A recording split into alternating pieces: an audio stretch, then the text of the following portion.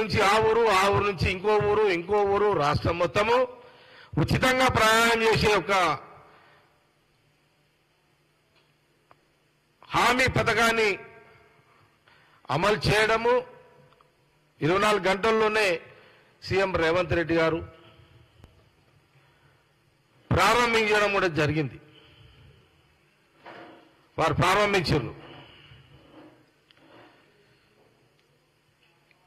నేను ఆ రోజు నేనే కాదు, సీఎం రేవంత్ రెడ్డి గారు, మా డిప్యూటీ సీఎం, క్యాబినెట్లు, మా సీనియర్ లీడర్ అందరూ కూడా మేమందరం కూడా బస్సులో ఎక్కినాం. ఆ రోజు ముఖ్యమంత్రి రేవంత్ రెడ్డి గారు లాంచింగ్ చేసిన తర్వాత నేను చాలా ప్రాక్టికల్గా చూసిన ఆ రోజు బస్సులో ఆ ఉచిత ప్రయాణ మహిళలందరూ కూడా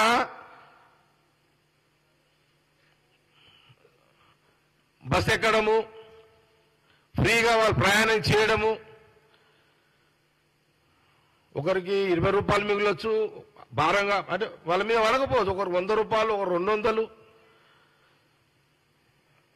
చాలా ఆనందాన్ని వ్యక్తం చేశారు మహిళా లోకం అంతా కూడా.